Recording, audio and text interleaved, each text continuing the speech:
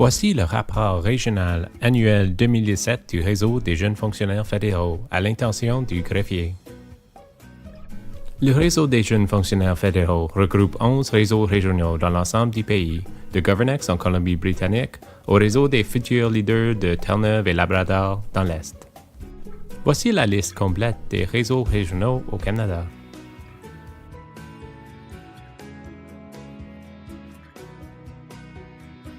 Les réseaux régionaux du LJFF ont des coprésidents et comités directeurs régionaux.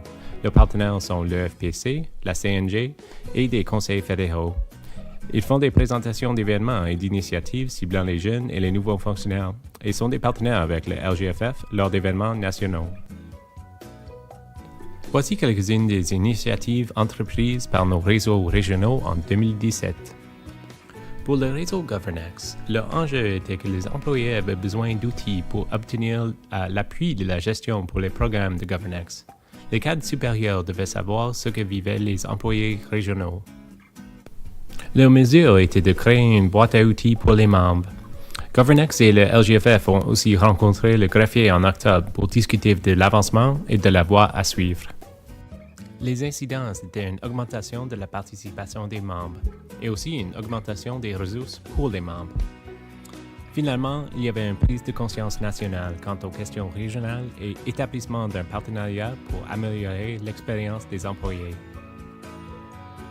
Le réseau Oxygen Alberta trouvait 3 enjeux: que les employés avaient de la difficulté à obtenir le soutien de la gestion pour les activités d'apprentissage externe, que les employés demandent conseil aux autres dirigeants et ils doivent donc pouvoir communiquer plus facilement avec eux, et que les étudiants entrant dans la fonction publique ont besoin d'aide pour orienter leur carrière et présenter des demandes d'emploi.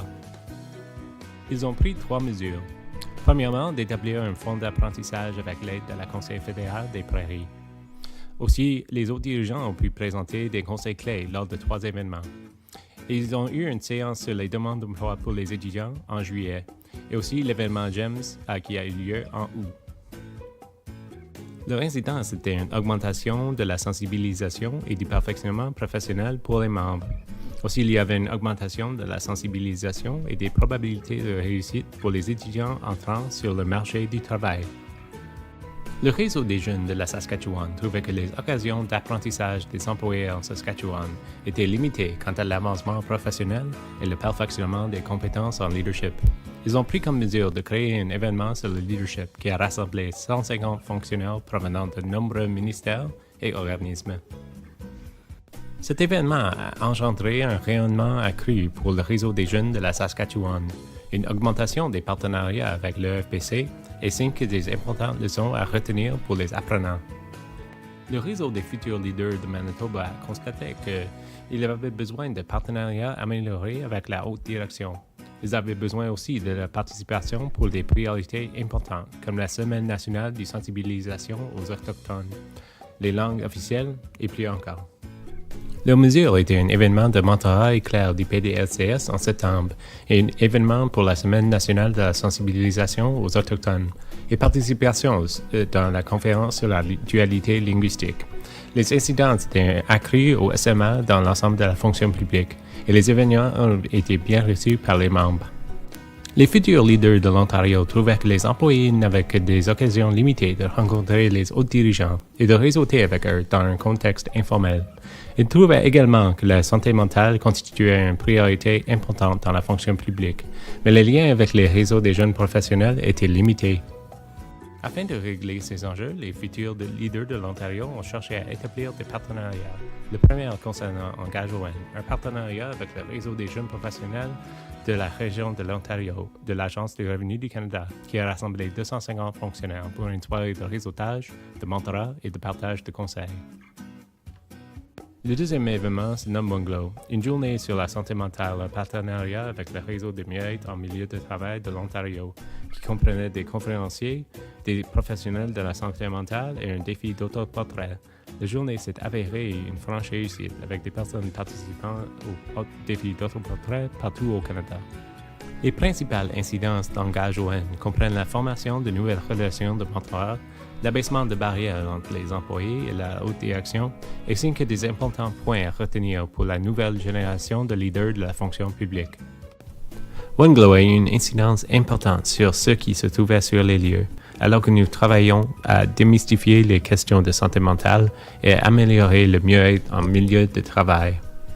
Les membres du réseau des jeunes professionnels de la région Capitale-Nationale cherchaient à réfléchir l'allure du réseau pour 2017 et pour les années à venir.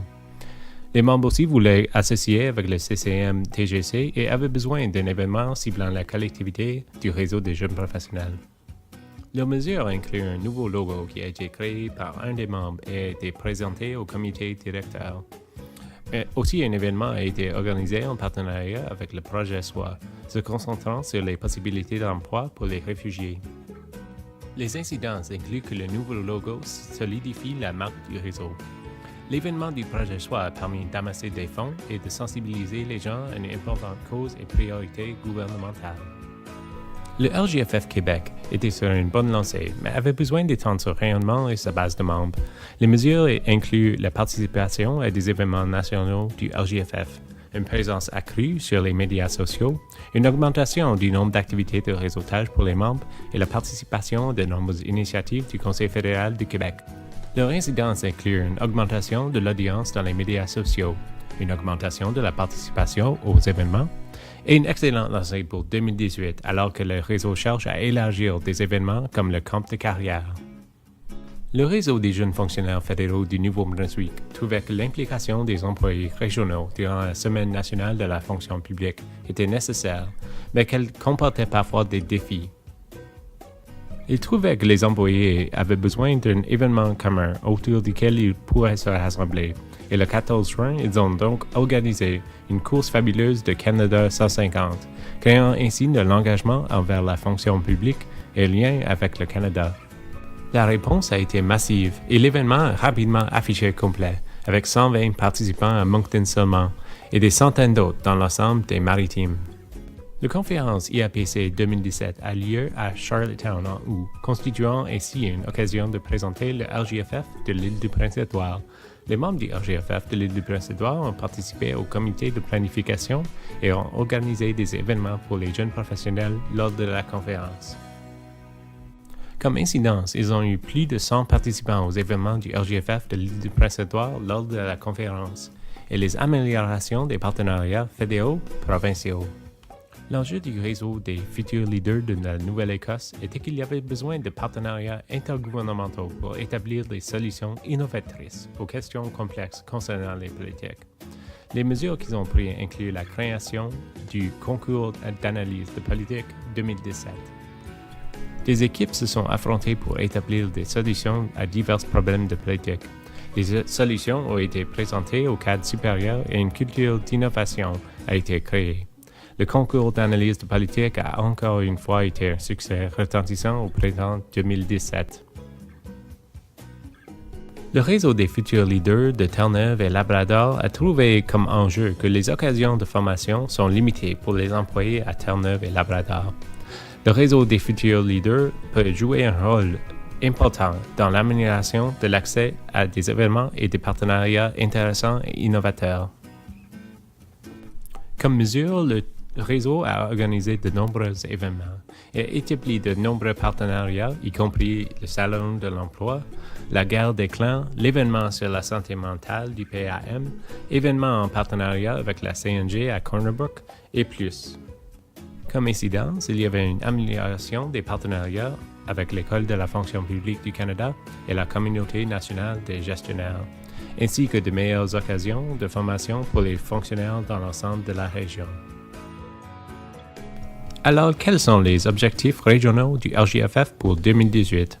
Ça inclut une augmentation de la capacité et de la participation pour le camp de carrière 2018, une augmentation des partenariats nationaux régionaux, et continuer sur le même lancé et organiser des événements à travers le Canada.